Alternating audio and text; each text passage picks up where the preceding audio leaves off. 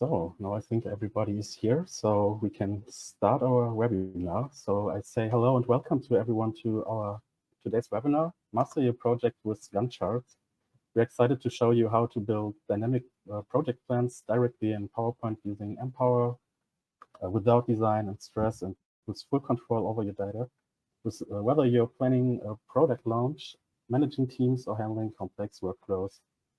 I'm very thrilled to introduce our speaker today. It's Ekaterina Arft. She's head of sales and partnership at AppPower, and she will walking you through how to create sleek, adaptable Gantt charts and evolve your projects, all directly in PowerPoint.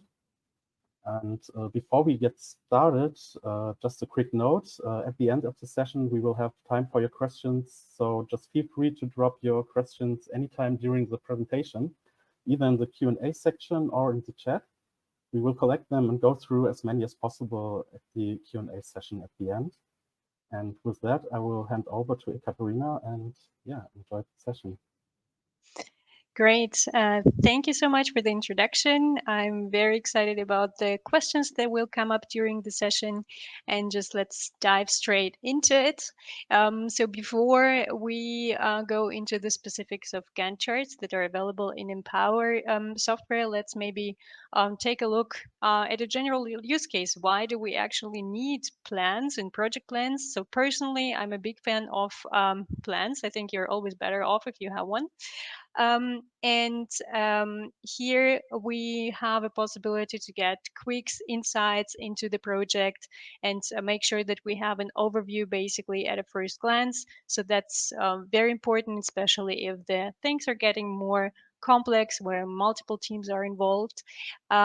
We also have the possibility to assign different tasks and clear responsibilities to understand who is responsible for which type of tasks, where we are at, and how we are making progress with specific tasks. So that's also giving a better overview of the activities that you are now having with your clients or within your teams internally.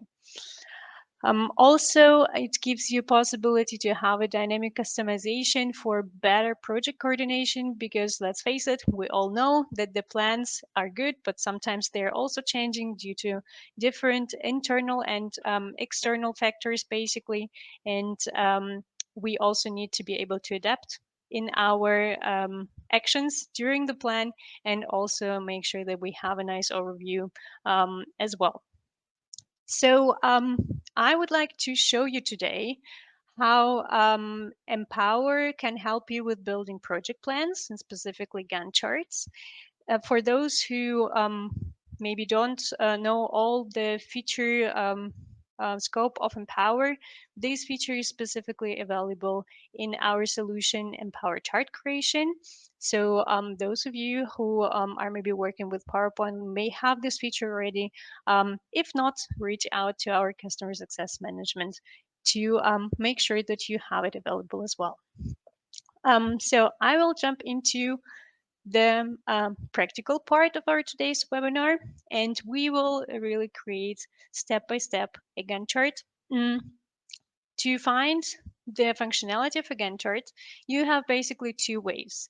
The first one is to find this feature under elements over here. You have a Gantt function here in this overview, or alternatively, if you are working with the insert button, with the insert section of Empower, and you have charting features installed, then you have the possibility to access the feature from here as well.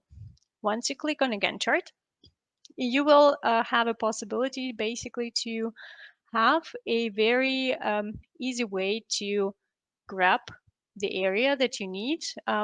For Gantt charts, it's always good to have a full screen slide, basically, to make sure that you have all the elements and space for all the elements that you need.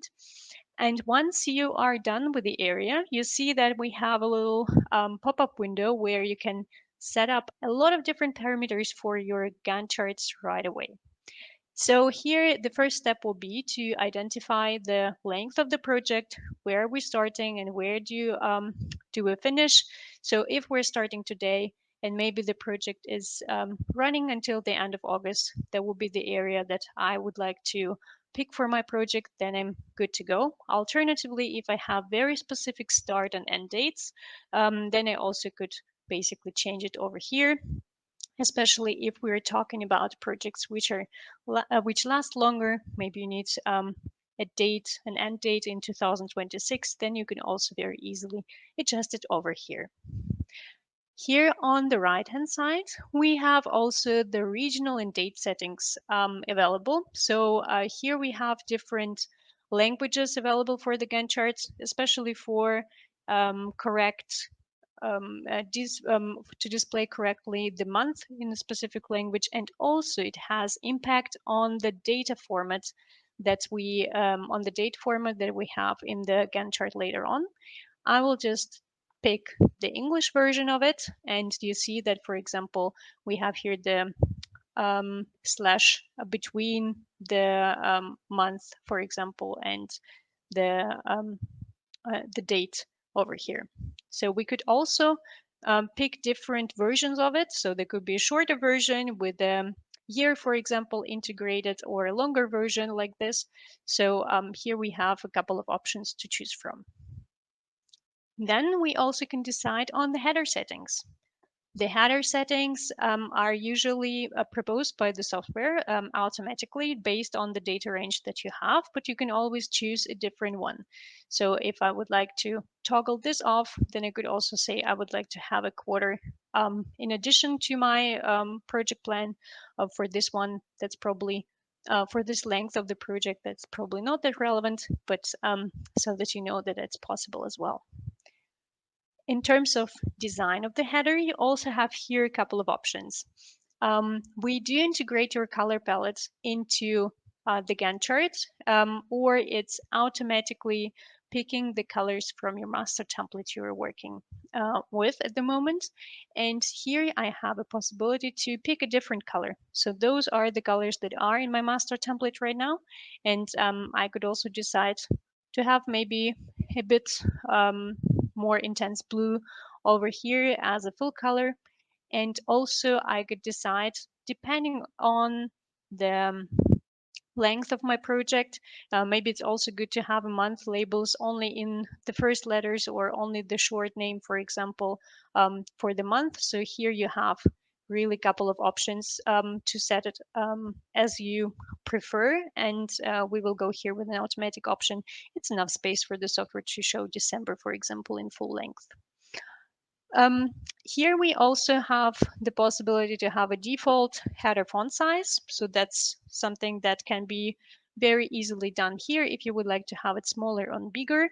And also, by the way, all the settings that we have here from the very beginning, those can be easily adjusted later on as well. So that's just the initial configuration of your Gantt chart.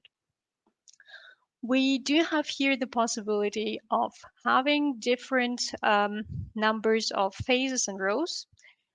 Here I would go with 3 phases and with 3 rows per phase, but you could also change it later on.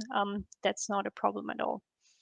And also the notes areas, which are giving us some space to enter specific notes. I will also show you the examples of the notes and the note types that we have just in a couple of minutes. So now we are ready with our initial configuration. I hit OK. And what happens is that I have here a nice template that is having all the configurations that we just made in the initial wizard. And here I'm just starting drawing my tasks. If I just work with my mouse and basically make a left click and drag and drop every single phase, then I'm very quickly grabbing the start and end date. So if I'm a little bit slower with the mouse, then you could actually see exactly which date I'm picking as a start date. And if I do it really slow, then I see actually the start and end date and also the duration. So if I know this specific task should be exactly 2 weeks, then I could very easily manage it via doing it this way. So just let me finalize quickly, a couple of more. tasks over here. And now when we have all the tasks, I have different additional elements that I could also include into my project plan. For example, things like milestones or data lines. These are very typical for project plans visualization. And if I can add a milestone over here, I have also many different ways of modifying this milestone. For example, with the same type of color palette, making it orange, for instance, and also maybe I would like to have a different shape of the milestone. Maybe we even need multiple shape types in one project plan, so that's also possible for Empower software. And what I also would like to do is maybe grab this little label and put it back directly next to my milestone. By the way, here by default, we have the dates that will be displayed next to the milestone, but you can always override it, saying, here's my milestone, for example, like that. So basically, those are very dynamic. You can choose any labels for milestones and also for tasks as well. You can make sure that it has the label of the duration, basically the start and end date, or I could also deactivate it, or maybe write something over here saying this is my task one, like this. So that can be also easily done. This project plan is very dynamic in a sense of flexibility of different activities that we have here, and also in terms of showing basically what's the name of our task. If I have here a very, very long text like this,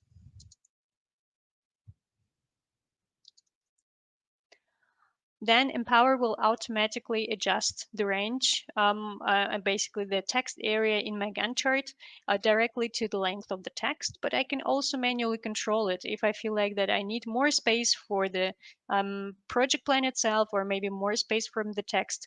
I can also very easily modify it with my mouse very quickly. In terms of other formatting options and options for the elements that we have, very often a data line is used, where we could also, for example, identify or indicate a very important deadline, for instance, over here. And this can be also very flexibly formatted to make it more visible. Maybe we will pick an orange color over here. Very often, if we are talking about different tasks, then they can be also connected with each other, meaning that we definitely know that one task needs to be finished before the other task can be started. So in this case, you could also connect two tasks very easily. And this is how I can do this. I can just press my control key on my keyboard and select two of the tasks over here, connect them together, and then also make sure that this connector is locked. In this case, if I move later on these two around, then you could see that the summary phase is moving accordingly, and also both tasks are also still connected, so that this gives you an opportunity to make sure that your plan is still correct if something is changing during the planning phase. Also, what's really nice in terms of additional elements for the Gantt charts, and it's really helpful for a lot of clients, is the holiday calendar that we have here. So we, for example, integrated different holidays of Germany based on the state that we are in. So here I could also pick one of the states. We are based in North Rhine-Westphalia, for example, and here I also see the different holidays, school holidays that are relevant for this one, because a lot of people are taking time off, and this is just helpful for me to make sure that I have I considered those absence, for example, of my team in case I need their availability for a specific task. The note area is also giving you a nice overview of the progress and maybe gives you an overview of comments and stages that you could flexibly enter over here. So maybe we could have here a responsible area where we could enter name of responsible people. So maybe I'm responsible for the very first tasks. And here I could also work with stages, for instance, like this. And in the status area, I could very easily switch between different element types to visualize my progress. Maybe it's better for me to work with Harvey balls or maybe mid traffic lights to show visually where we are actually in this specific task. So how we're doing here. In this case, I would go with traffic lights and say, okay, maybe this task is not ready yet, but here we are on track. And this is basically the way how to work with different stages areas within a Gantt chart. Also, we have for Excel lovers amongst you a very nice way to make sure that the plan is created initially with the help of an Excel sheet. So here I have a possibility to control all my entries based on the Excel sheet that we have over here. So basically creating new rows, giving them for all the tasks, the start and end dates, labels, etc. So that's also very easily done over here. And just to show you one example, if for example I need to have a red indicator for one of the faces, then I can also enter it in an Excel sheet, plan everything over here, and then make sure that we have a nice visualization then as a Gantt chart on a PowerPoint slide. Yeah, now you see that our Gantt chart is a little bit more complex than at the very beginning. So we have some of the elements inserted. So what's also important is when you have some changes, of course, we have some tasks that are, for example, connected with each other. So that was one of the points that is helping you with your project plan. And also, if we need some bulk formatting, then we could also work with Shift and Control keys. So basically, if I need to select for some bulk formatting or bulk changes of multiple phases, then I could also use my keyboard to do that um, by basically pressing Shift on my keyboard and clicking on the first task and on the last task. So all the tasks in between will be automatically selected. And if I would like to have a different color like this, and maybe also have a pattern like that over here, then I have also very easy way to work with the element and basically format it at once without clicking on each and every element separately. All right, so that was the step-by-step approach of creating a Gantt chart. I would always recommend really to take some time and think about the structure of the chart from the very beginning. So the first wizard is really essential for a good result or a good basis for your project plan. And after you have created everything, and maybe you need another row or another phase, you still can go here and say, I would like to have another row like this. So that's not a problem at all. Or maybe you would like to have another phase, so you can also enter one. And in this case, you have basically the full flexibility in case you forgot something from the very beginning in the wizard. All right. I would like to give you some bonus tips, which are probably not that known amongst the Gantt charts professionals within Power, to give you just a couple of special cases and how to handle those. So here we have some things like handling long project timelines. So we all know that there are some project plans that are not lasting a couple of weeks, but it's really a couple of years. Maybe you have some very complex activity where a lot of different teams are involved, and this is a multiple year project plan. Those kind of plans can be also created with the help of Gantt chart. I will just show you, modify this one a little bit, and also give you, it gives you an impression as well how to modify Gantt charts which are already created. If I would like to change the time frame of my plan, then I go here to the dates, and we'll land again in my wizard with the calendar.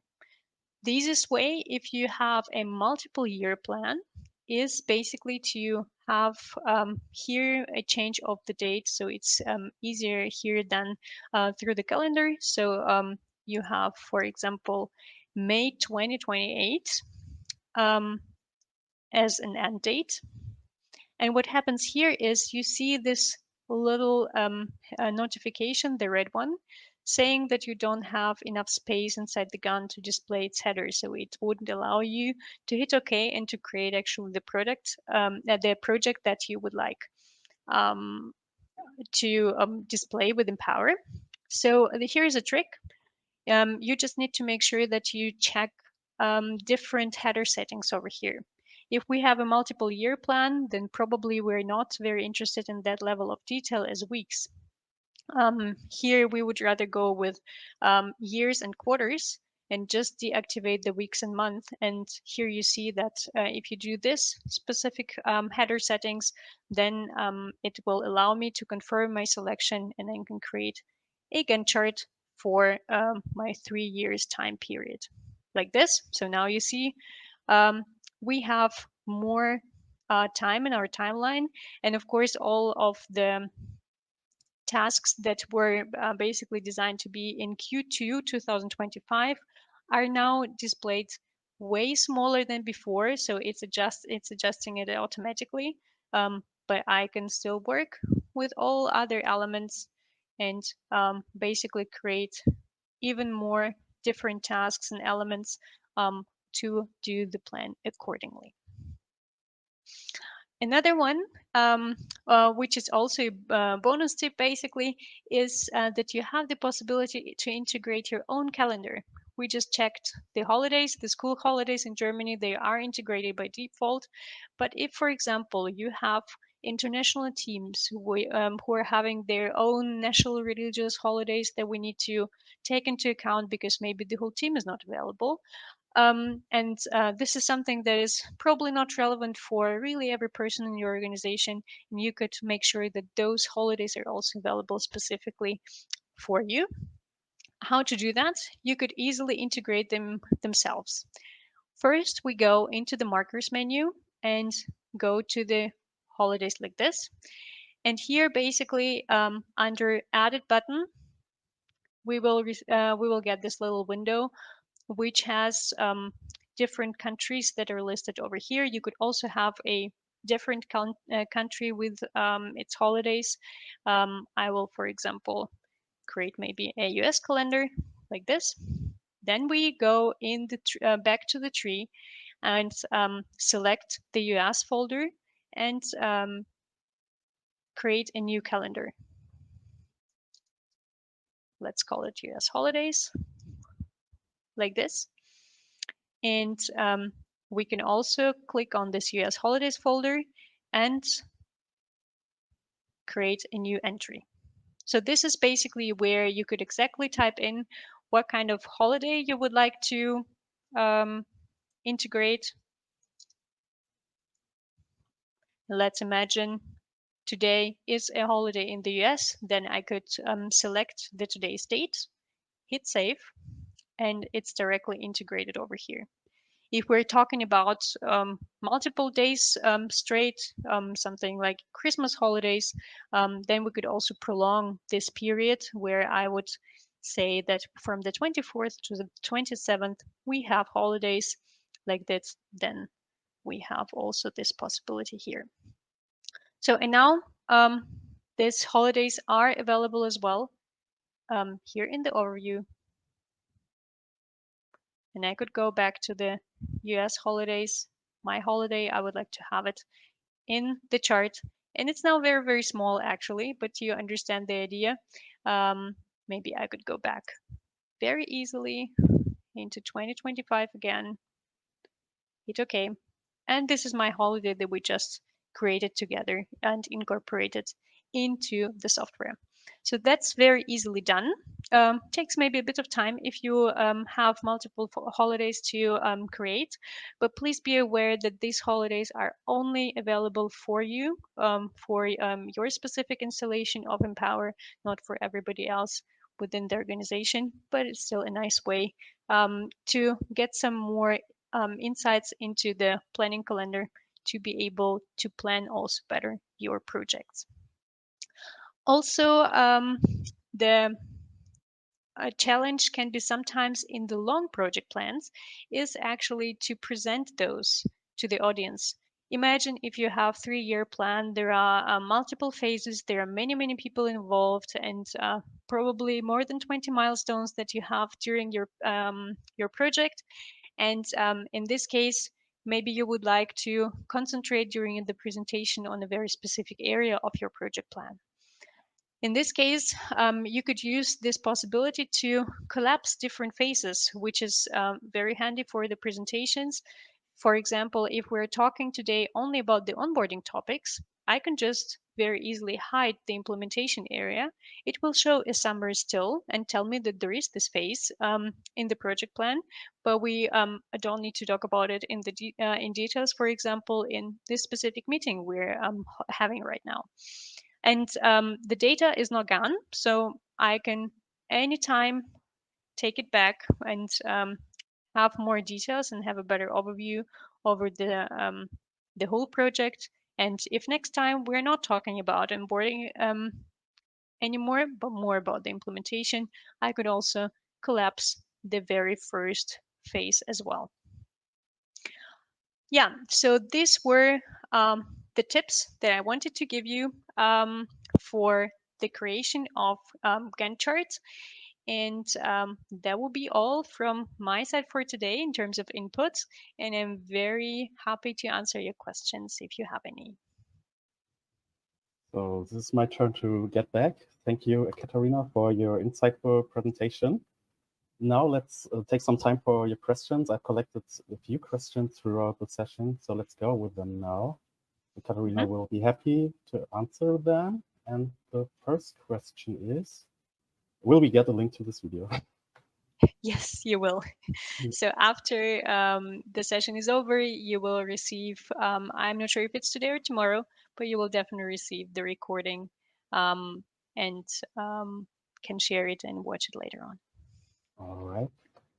And the second question is this a feature available for Mac OS or only for Windows?